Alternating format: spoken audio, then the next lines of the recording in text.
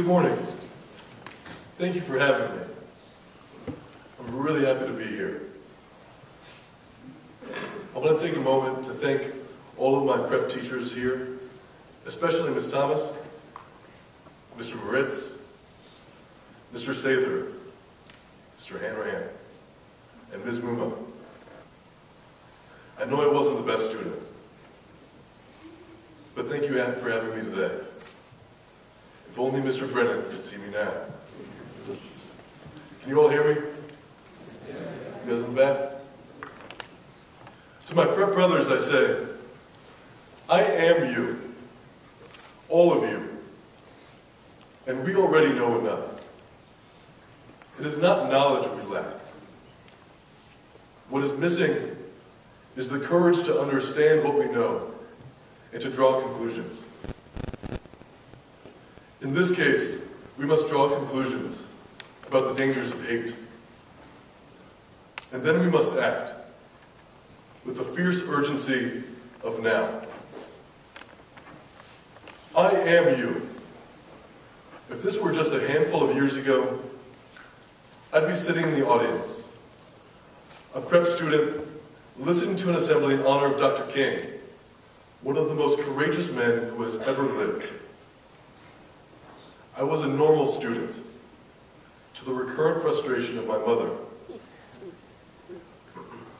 The only record I ever achieved here occurred when, as a freshman in Ms. Muma's class, I served out 23 consecutive days of jug. I am so sorry.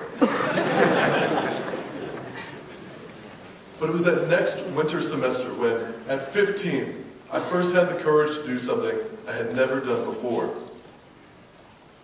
I hadn't spoken to anyone outside of my family regarding our racial background. But in Ms. Thomas's history class, the conversation turned to race. And when she asked us to raise our hands if our ancestors were part of the African diaspora, I did.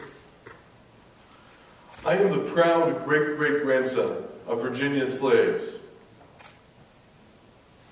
But I imagine, at that moment, in that class, sweating and nervous as could be, that I looked more like a cherry tomato than an African American.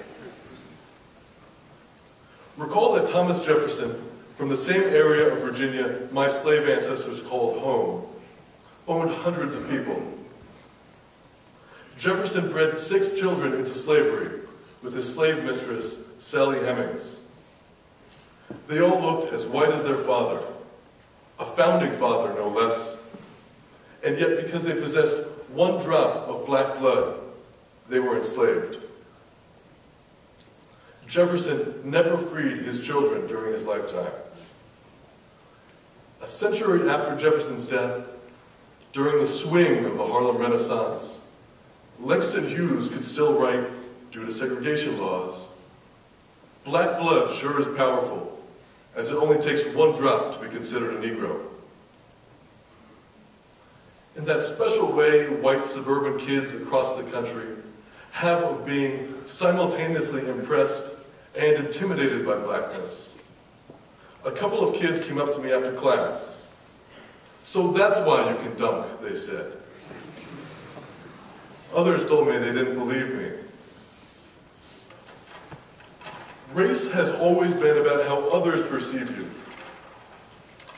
how others classify you. And so today, I want to pose that this assembly isn't only about race, though it so happens that Dr. King was a black man, and though it so happens that I am black too. It's not only about race. This assembly is about militant tenderness. This philosophy has no technical name excepting activism. To act, to be. This assembly, just like your prep education, is about what it means to exist, what it means to be a human being. Being who we are, who we were raised by, and who teaches us. The spiritual uplift of every American sister and brother is the cross we must bear.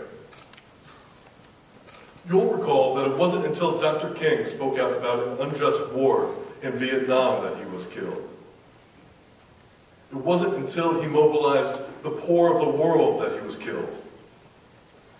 King laid down his life for a beloved human community. King's greatest virtue was his committed empathy with all the oppressed and his divine dissatisfaction with all forms of injustice. His philosophy was radically Christian. As Jesus did, King knew that hate destroys the hater. King and Jesus envisioned a radical new world. Recognize the enormity of their vision. A world where the first will be last, and the last will be first, where the meek shall inherit the earth. Know that King didn't make the movement. The movement made King. With this in mind, do not fear the burgeoning activism inside of you. You must trust yourself and your education. When the moment comes, you will be ready. At this American moment, we're not so different from King's time. America has yet again embarked on one of her periodic crusades of racial injustice, killing unarmed black men in the street and leaving their bodies untended for 4.5 hours to rot. Now that we're here again, I ask you to consider this. What will you do? Now that America enjoys her widest gulf between the rich and the poor, what will you do? Do not remain distracted by a media terribly fearful of black rage. A media fearful of another poor people's movement. Take the needle from out of your arms. America is not a fair society. And as students of American history, you know this is unconstitutional.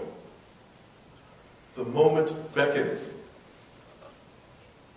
You and I, from the moment we walked through the doors of Fairfield Prep, were told more than just the knowledge we would acquire here. The real mission of this school, the real goal as a Jesuit institution, is to form us into men for others. The faculty knows that each of you is enormously gifted. I see it in my students at Brooklyn Jesuit Prep too. As teachers, our goal is to open your eyes to see how you can use your gifts, not to make it into the 1%, but to be in solidarity with those who have not had the opportunities we have.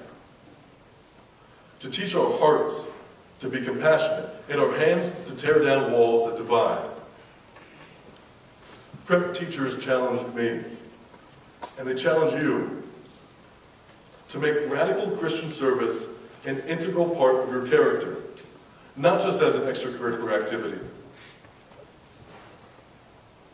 Instead, we are taught to strive for the Majes,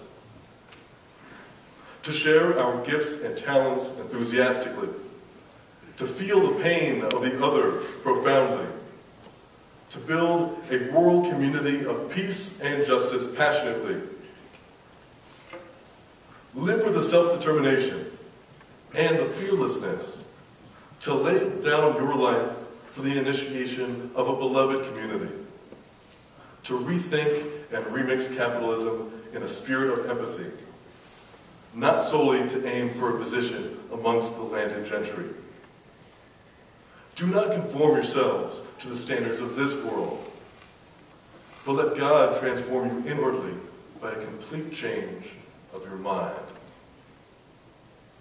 I am you, white and black, a man and still a child, a sinner and a striver, a teacher and a student.